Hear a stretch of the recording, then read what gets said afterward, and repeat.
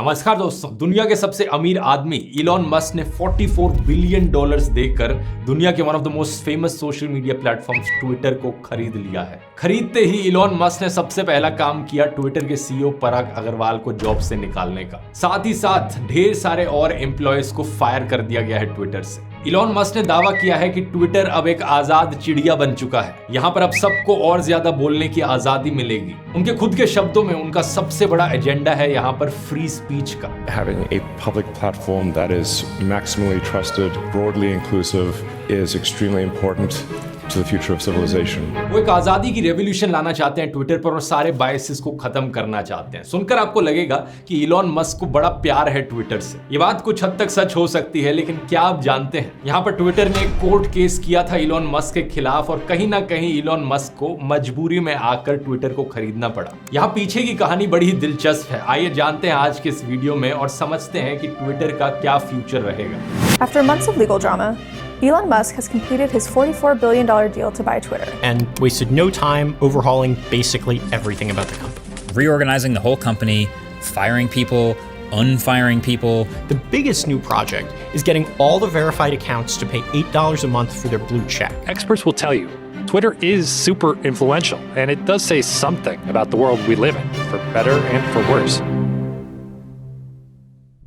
हमारी कहानी शुरू होती है 31 जनवरी 2022 से, जब इलॉन मस्क ने पहली बार ट्विटर में शेयर्स खरीदे। अगले 1-2 महीने तक ये धीरे धीरे करके और शेयर्स खरीदते गए और ट्विटर में अपना स्टेक बढ़ाते गए। लेकिन इस पॉइंट ऑफ टाइम पर जनता को नहीं पता था कि इनका ट्विटर में स्टेक है। ये बात सीक्रेट थी। 14 मार्च तक आते आते इनका स्टेक 5% क्रॉस कर चुका था। अमेरिका के सिक्योरिटीज एंड एक्सचेंज कमीशन के अकॉर्डिंग जब स्टेक 5% से ज्यादा होता है तो ये चीज इस कमीशन को डिस्क्लोज करनी पड़ती है और जनता को भी ये चीज पता लग जाती है। ये कमीशन आमतौर पर 10 दिन की डेडलाइन देता है, लेकिन इलॉन मस्क ने डेडलाइन मिस कर दी। 24 मार्च को इलॉन मस्क ट्विटर का इस्तेमाल करते हैं ट्विटर को ही क्रिटिसाइज करने के लिए। ये ट्वीट्स करते हैं और अपने फॉलोअर्स से पूछते हैं, क्या लगता है आपको, कितना फ्री है ट्विटर? क्या ये फ्री स्पीच को सपोर्ट करता है, डेमोक्रेसी को सपोर्ट करता है? It's just really important that people have both the reality and the perception that they are able to speak freely within the bounds of the law. इस point of time पर Elon Musk अपने ideas को discuss करने लग रहे थे Twitter के farmer CEO Jack Dorsey के साथ। शुरुआती दिनों में जैक डॉर्सी काफी सपोर्ट में दिखे थे इलॉन मस्क के, क्योंकि उन्हें इनका आइडिया पसंद आया था कि ये फ्री स्पीच को लेकर कितने पैशनेट हैं। हालांकि इस पॉइंट ऑफ टाइम पर जैक डॉर्सी सीईओ नहीं रहे थे और पराग अग्रवाल ऑलरेडी नए सीईओ बन चुके थे। 3 अप्रैल को इलॉन मस्क जाकर अपने आइडियाज ट्विटर सीईओ पराग अग्रवाल को बताते हैं और बाकी बोर्ड मेंबर्स से बात करते हैं। ये कहते हैं या तो ट्विटर को प्राइवेट कंपनी कर लो या फिर एक नया राइवल सोशल मीडिया प्लेटफॉर्म बनाया जाए ट्विटर के अगेंस्ट कंपीट करने के लिए। अगले दिन 4 अप्रैल को दुनिया को पता चलता है कि एक्चुअली में इलॉन मस्क का ऑलरेडी एक बहुत बड़ा स्टेक है ट्विटर में। वो 9.2% स्टेक खरीद चुके हैं ट्विटर में और ऑलरेडी कंपनी के सबसे बड़े शेयर होल्डर बन चुके हैं। इस अनाउंसमेंट के बाद ट्विटर का जो स्टॉक प्राइस था वो बड़ी तेजी से ऊपर चले जाता है। Twitter shares, they are surging right now, up a little over 25%. This because Tesla CEO Elon Musk has now taken a passive stake in Twitter, that's 9.2% of Twitter's common stock. Twitter के board members consider करते हैं कि हमारी company पर क्या असर होगा अगर एक्चुअली में हम अपनी कंपनी को प्राइवेट ले गए या फिर इलॉन मस्क ने कोई राइवल सोशल मीडिया प्लेटफॉर्म शुरू कर दिया इसके अगेंस्ट। बाकी बोर्ड मेंबर्स इलॉन मस्क को एक बोर्ड पर सीट ऑफर करते हैं 5 अप्रैल को और इलॉन मस्क इसे एक्सेप्ट कर लेते हैं। सिर्फ 4 दिन बाद 9 अप्रैल को इलॉन मस्क ट्वीट करते हैं, इस ट्विटर डाइंग। पराग अग्रवाल बड़े चिंतित होकर इलॉन मस्क को मैसेज करते हैं कि ये भाई क्या करने लग रहे हो, तुम ट्विटर के इतने बड़े शेयर होल्डर हो, यहाँ पर हमने बोर्ड मेंबर की सीट ऑफर कर दी है तुम्हें और तुम ट्विटर के खिलाफ ही लिखे जा रहे हो ट्विटर का इस्तेमाल करके। 1 घंटे के अंदर अंदर इलॉन मस्क का जवाब आता है कि मैं बोर्ड को नहीं ज्वाइन कर रहा हूँ, ये एक वेस्ट ऑफ टाइम है। I am not joining the board, this is a waste of time. 11 April तक वो क्लियर कर देते हैं कि वो ट्विटर को एक प्राइवेट कंपनी बनाना चाहते हैं। यहाँ पर आप सोचोगे कि ये जो टेक्स्ट मैसेजेस हैं इलॉन मस्क और पराग अग्रवाल के बीच में, ये पब्लिक को कैसे पता लगे, किसी ने लीक किए क्या? एक्चुअली में हुआ क्या था, ट्विटर ने इलॉन मस्क के खिलाफ केस किया था जिसकी बात हम आगे करेंगे और कोर्ट की फाइलिंग्स के दौरान इलॉन मस्क के टेक्स्ट को पब्लिक बनाना पड़ा। तो बेसिकली कोर्ट कचेरी के चक्कर की वजह से ये टेक्स्ट मैसेजेस हमें दिख रहे हैं आज। 14 अप्रैल 2022 इलॉन मस्क सबको चौंका कर रख देते हैं। वो अपना ऑफर जारी करते हैं पहली बार पूरी कंपनी को खरीदने का। वो कहते हैं $43 बिलियन दूंगा मैं, पूरी कंपनी मुझे दे दो। क्या कारण था इसके पीछे? एक्सपर्ट्स आर्ग्यू करते हैं कि इलॉन मस्क को बड़ा लगाव है ट्विटर से। लेकिन वो बोर्ड मेंबर बन के, एक स्टेक होल्डर बन के यहाँ पर डिस्कशंस में पार्टिसिपेट करने में, टाइम वेस्ट करने में इंटरेस्टेड नहीं थे। वो पूरे प्लेटफॉर्म को फुल कंट्रोल में लेना चाहते थे ताकि जैसा वो चाहे वैसा ट्विटर को बना सके। और कंपनी को प्राइवेट ले जाना भी यही करने का एक जरिया है। जो पब्लिक कंपनीज होती हैं, जो स्टॉक मार्केट पर लिस्टेड होती हैं, उन्हें काफी ट्रांसपेरेंट होना पड़ता है, उनकी काफी स्क्रूटनी करी जाती है, क्योंकि कानून ये कहता है अगर कोई कंपनी स्टॉक मार्केट पर लिस्टेड है तो उन्हें बहुत सारी डिटेल्स अपनी पब्लिक के सामने रखनी पड़ेंगी। लेकिन प्राइवेट कंपनी के लिए वो रूल्स एप्लीकेबल नहीं है। प्राइवेट कंपनीज चाहे तो काफी चीजें छुपा कर रख सकती है पब्लिक से। अब एक सवाल शायद आपके मन में आ रहा होगा, जब एक कंपनी पब्लिक से प्राइवेट बनती है तो उन पब्लिक शेयर होल्डर्स का क्या होता है? ऐसे केस में दोस्तों, जो आदमी कंपनी को खरीदने लग रहा है वो पैसे देगा शेयर होल्डर्स को। तो जब $43 बिलियन का ऑफर किया गया है, वो अप्रोक्सीमेटली निकल कर आता है $54.2 पर शेयर। यानी अगर आपने ट्विटर में इन्वेस्ट कर रखा था तो आपको अपने एक शेयर के बदले $54.2 मिलेंगे जब कंपनी प्राइवेट बनेगी। तो इलॉन मस्क के ऑफर को देखकर ट्विटर का क्या रिस्पॉन्स होता है?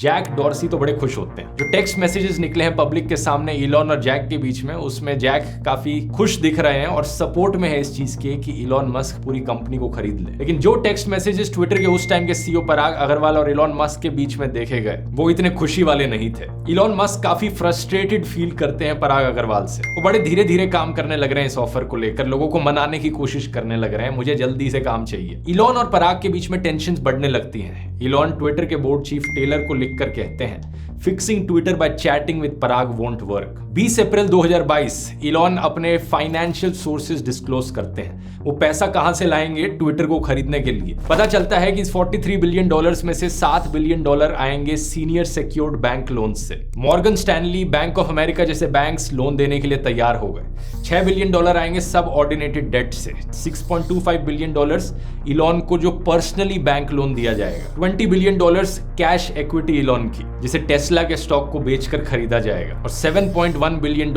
इक्विटी के फॉर्म में 19 अलग अलग इंडिपेंडेंट इन्वेस्टर्स से। ट्विटर के जो एडवाइजर्स थे, गोल्डमैन सैक्स और जेपी मॉर्गन चेस, ये दोनों इस डील से अपनी सहमति दिखाते हैं। 25 अप्रैल 2022 ट्विटर का जो बोर्ड था वो इस ऑफर को एक्सेप्ट कर लेता है फॉर $44 बिलियन।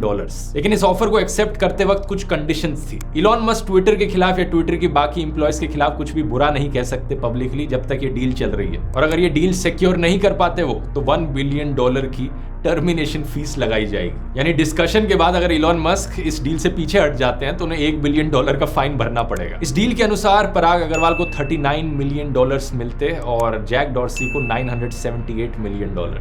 सुनकर आपको लगेगा कि यहाँ पर एक हैप्पी एंडिंग है। इलॉन मस्क ने जो ऑफर दिया था उसे एक्सेप्ट कर लिया गया। इलॉन मस्क को अब ट्विटर मिल जाएगा अपना, और जो बाकी ट्विटर में काम करने वाले लोग हैं वो भी खुश। लेकिन 13 मई को इलॉन भाई साहब को बायर्स रिमोर्स होने लग जाता है। वो जो फीलिंग होती है ना, जब आप कोई नया स्मार्टफोन खरीदने जाते हो और खरीदने के बाद आपको लगता है कि क्या मुझे इसकी जरूरत भी थी, कहीं मैंने पैसे तो वेस्ट नहीं कर लिए यहाँ पे, शायद मुझे नहीं खरीदना चाहिए था, बड़ी परेशानी होने लग जाती है। शायद से यही फीलिंग्स इलॉन मस्क को भी हो रही थी। वो इस डील को होल्ड पर डाल देते हैं। होल्ड पर डालने के लिए क्या कारण देते हैं वो? इलॉन कहते हैं कि अभी रिपोर्ट्स निकल कर आई हैं कुछ, जिन्होंने बताया कि ट्विटर यूजर्स की सिर्फ 5% संख्या बॉट्स है। उन्हें लग रहा था कि करीब 20% से ज्यादा बॉट्स होंगे ट्विटर पर। ये उनके साथ धोखा हो गया। जब लोगों ने पूछा कि ये चीज पहले क्यों नहीं कंसीडर करी खरीदने से पहले, वो कहते हैं कि ट्विटर को अब सबूत दिखाना पड़ेगा कि उनके जो एस्टिमेशंस हैं वो सही हैं बॉट्स के मामले में। लोगों का यहाँ पर मानना था कि इलॉन मस्क यहाँ पर बायर्स रिमोर्स फेस कर रहे थे, या तो वो प्राइस को और कम करवाना चाह रहे थे या फिर बहाने ढूंढ रहे थे इस डील से पीछे हटने के। इस पॉइंट ऑफ टाइम पर इलॉन मस्क और पराग अग्रवाल के बीच में ट्विटर पर थोड़ी लड़ाई होती है। पराग अग्रवाल ट्वीट करके कह रहे थे कि यहाँ पर कंपनी का एक्सटर्नल रिव्यू नहीं कराया जा सकता बॉट्स को लेकर, उससे यूजर्स की प्राइवेसी को खतरा पहुंचता है, और वो रीजंस बता रहे थे इसको लेकर। और इलॉन मस्क रिप्लाई करते हैं एक पॉटी इमोजी के साथ। है नहीं कमाल की बात? दुनिया का सबसे अमीर आदमी भी उसी तरीके से बात करता है जिस तरीके से आप अपने दोस्तों के साथ बात करते हैं। 17 मई को Twitter securities and exchange commission में नए डॉक्यूमेंट्स फाइल करता है। ट्विटर कहता है कि देखो, हमने यहाँ पर डील करी थी कि इलॉन मस्क कुछ भी बुरा नहीं बोलेंगे हमारे एम्प्लॉयज या कंपनी के खिलाफ जब तक डील की नेगोशिएशंस चल रही हैं। लेकिन यहाँ पर ये क्या कर रहे हैं? ये एक ब्रीच ऑफ कॉन्ट्रैक्ट हो गया है। जून के महीने में एक कमीशन ट्विटर को कहता है कि जरा इलॉन मस्क को ये प्रोवाइड करो जो डेटा मांग रहे हैं, एस्टिमेट बताओ कि कितने स्पैम अकाउंट्स हैं ट्विटर पर। 7 जुलाई को ट्विटर पब्लिक को बताता है कि हर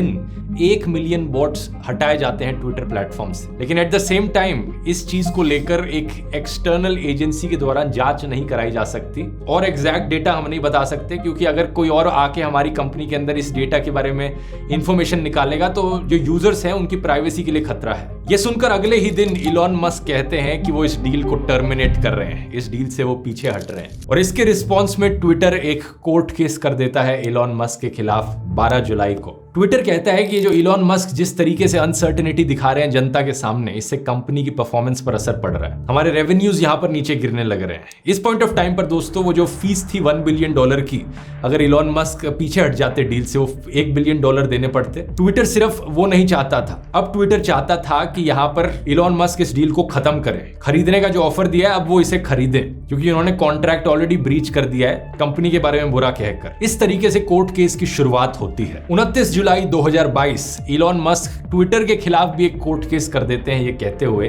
कि ट्विटर ने डिटेल्स को पब्लिक नहीं किया, ट्विटर ने अपने इन्वेस्टर्स को मिसलीड किया, ये स्पैम और बॉट अकाउंट्स का झूठा नंबर बताकर। 23 अगस्त 2022 कहानी में एक नए खिलाड़ी की एंट्री होती है और इलॉन मस्क को एक नया बहाना मिलता है। पीटर मज ज़ाटको की विसल ब्लोअर रिपोर्ट दुनिया के सामने आती है, alleging that Twitter falsely claimed it had a solid security plan and said he had warned colleagues that half the company's servers were running out of date and vulnerable software. अब ये Peter ज़ाटको कौन है?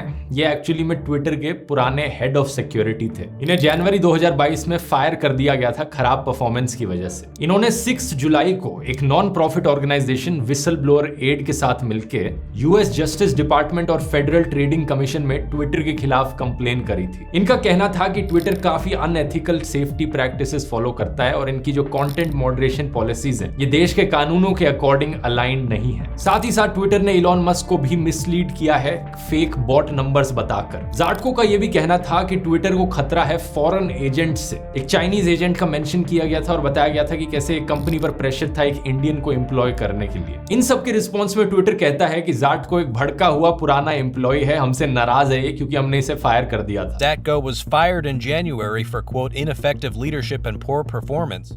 तो अभी अपना एक झूठा narrative निकाल रहा है, हम पर झूठे आरोप लगाने लग रहा है। इलॉन मस्क इस मौके का फायदा उठाते हैं और दूसरा टर्मिनेशन लेटर भेजते हैं ट्विटर को। इलॉन मस्क कहते हैं कि जो मैंने पहला टर्मिनेशन लेटर भेजा था उसमें जो रीजंस दिए थे कि तुम हमारे बॉट नंबर्स गलत बताते हो वो तो वैलिड है ही है, अब ये लो दूसरा टर्मिनेशन लेटर। इस बारी कारण है जो ज़ाटको ने एलिगेशंस लगाए हैं, इसकी वजह से मैं डील नहीं करूंगा। इसी बीच जो मैसेजेस लीक होते हैं इस समय में इलॉन मस्क के, उनमें पता चलता है कि एक्चुअली में इलॉन मस्क इस डील से पीछे हटना चाह रहे थे वर्ल्ड वॉर 3 के कंसर्न्स को लेकर। उन्हें डर था कि कहीं वर्ल्ड वॉर 3 ना हो जाए। अमेरिका की जो सेनेट जुडिशरी कमिटी है वो एग्री कर लेती है ज़ाटको की एलिगेशंस को सुनने की सितंबर 13 को। इससे 4 दिन पहले 9 सितंबर को इलॉन मस्क अपना तीसरा टर्मिनेशन लेटर भेजते हैं, तीसरा बहाना बताते हुए कि वो क्यों ये डील नहीं करना चाहते ट्विटर के साथ। एक बार फिर से कहते हैं ऑल्दो हम इससे पहले 2 और टर्मिनेशन लेटर भेज चुके हैं, पर जस्ट इन केस अगर आप उससे कन्विंस नहीं हो तो ये रहा तीसरा रीजन कि हम इस डील को क्यों नहीं करना चाहते। तो एक तरफ से इलॉन मस्क पूरे ट्विटर के खिलाफ हो गए और दूसरी तरफ से ज़ाटको आरोप के बाद आरोप लगाया जा रहा है। सुनकर लगेगा कि ट्विटर के लिए बड़ी ही बुरी खबर है, लेकिन लीगली देखा जाए तो ट्विटर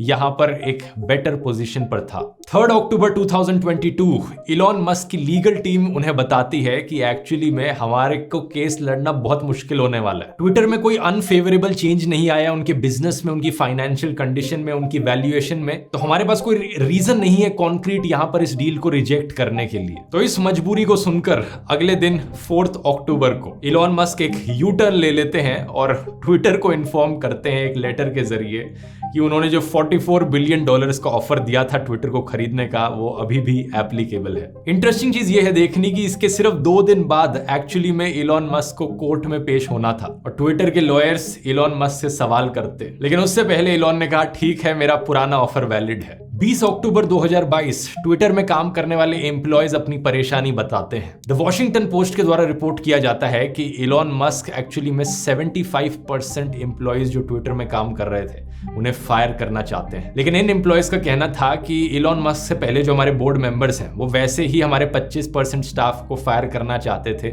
2023 के एंड तक, तो उन्हें कोई दिक्कत नहीं थी इलॉन मस्क को कंपनी बेचने में। ट्विटर के एम्प्लॉयज एक ओपन लेटर लिखते हैं इलॉन मस्क के टेक ओवर के अगेंस्ट प्रोटेस्ट करते हुए। वो अपनी नाराजगी जताते हैं और कहते हैं कि आने वाले टाइम में ट्विटर के लिए ये अच्छा नहीं होगा। लेकिन 27 अक्टूबर 2022 इस डील को फाइनली क्लोज कर दिया जाता है। इलॉन मस्क ऑफिशियली ट्विटर को खरीद लेते हैं। The deal is done. Twitter has been sold to Elon Musk. After months of legal battles, and he's changed his own Twitter title to Chief Twit. Elon Musk carried a kitchen sink into Twitter HQ this week, tweeting, "Let that sink in." Instantly खबर आती है कि इन्होंने CEO पराग अग्रवाल को fire कर दिया है। इसके अलावा सीएफओ, चीफ लीगल ऑफिसर और जनरल काउंसिल को भी फायर कर दिया जाता है। सिक्योरिटी आकर इन सारे लोगों को बाहर का रास्ता दिखाती है। इलॉन मस्क खुद सीईओ बन जाते हैं ट्विटर के और अपने अगले प्लान्स ट्विटर को लेकर जनता के सामने रखते हैं, जो कि बहुत ही शॉकिंग है। एक ही अपना इरादा जाहिर करते हैं कि ट्विटर को चाइनीज ऐप वीचैट की तरह बनाना चाहते हैं, जिस पर ना सिर्फ ट्वीट्स किए जा सकें बल्कि लोग एक दूसरे के साथ चैट कर सकें, वीडियो कॉल्स कर सकें, वीडियो गेम्स खेल सकें और पेमेंट्स भी कर सकें। मतलब एक ऐप जिसमें सब कुछ हो।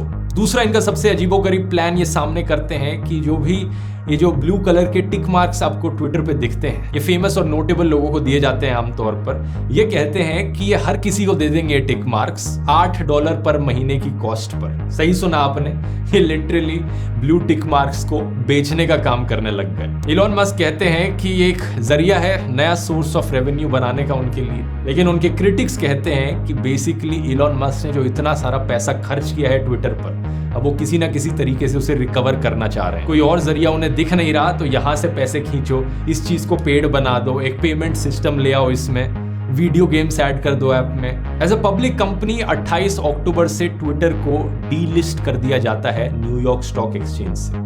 उसके बाद से अब ये एक प्राइवेट कंपनी बन चुकी है। इलॉन ये भी कहते हैं कि वो एक नया कंटेंट मॉडरेशन काउंसिल बनाएंगे, जिसका काम होगा फ्री स्पीच के इश्यूज को हैंडल करना। जैसा कि मैंने वीडियो के शुरू में बताया था, इलॉन मस्क फ्री स्पीच को लेकर काफी पैशनेटली फील करते हैं। वो चाहते हैं कि जिन भी लोगों के अकाउंट सस्पेंड किए गए हैं परमानेंटली, जैसे कि डोनाल्ड ट्रंप का, उन अकाउंट्स को वापस ला दिया जाए। हालांकि डोनाल्ड ट्रंप इलॉन मस्क के एफर्ट्स को अप्रूव करते हैं, लेकिन वो कहते हैं कि वो ट्विटर वापस ज्वाइन नहीं करेंगे, क्योंकि उनका खुद का सोशल मीडिया प्लेटफॉर्म है ट्रूथ सोशल नाम से। इंटरेस्टिंग चीज ये है कि जब कुछ महीने पहले इलॉन मस्क पीछे हट रहे थे इस डील से ट्विटर को खरीदने की, तब डोनाल्ड ट्रंप ने उनके एक्यूजिशन को क्रिटिसाइज किया था, उसे रॉटन कहते हुए। इलॉन का उस बात पे जवाब था, time for Trump to hang up his hat and sail into the sunset. अब आगे ये देखने वाली बात होगी कि ट्विटर का फ्यूचर क्या रहता है। एक बात तो फॉर श्योर रिपोर्ट की जा रही है कि ट्विटर पैसे बचाने के लिए कम से कम अपने आधे एम्प्लॉयज को फायर कर देगा। इसके अलावा जो फ्रीडम ऑफ स्पीच का इशू रहा है इलॉन मस्क के लिए, ये आसान काम नहीं होने वाला है, क्योंकि कहां पर लाइन बनाई जाए फ्री स्पीच और हेट स्पीच के बीच में। इसकी बात डिटेल में मैंने अर्नब गोस्वामी वाले वीडियो में भी करी थी। इलॉन मस्क के टेक ओवर के बाद ट्विटर पर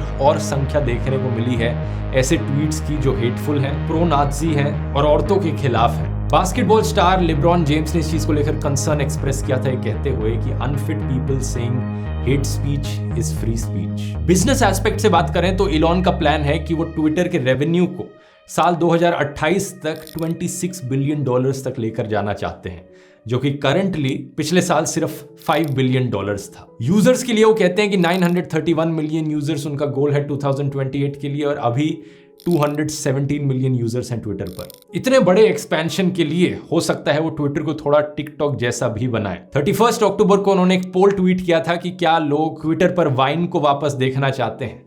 वाइन एक पुराना सोशल मीडिया प्लेटफॉर्म हुआ करता था जो ट्विटर के से ही इंटीग्रेटेड था, जिस पे लोग 6 सेकंड की वीडियो क्लिप्स पोस्ट कर सकते थे। ये सब सुनकर आपकी क्या राय है इसके बारे में? क्या लगता है आपको आने वाले टाइम में इलॉन मस्क के इन अजीबोगरीब आइडियाज से ट्विटर और बेहतर बनेगा या और बदतर बनेगा? नीचे कमेंट्स में लिखकर बताइए। वीडियो पसंद आया? बाकी और कंपनी एनालिसिस वीडियोस देख सकते हैं इस प्लेलिस्ट पर क्लिक करके। मिलते हैं अगले वीडियो में। बहुत बहुत धन्यवाद।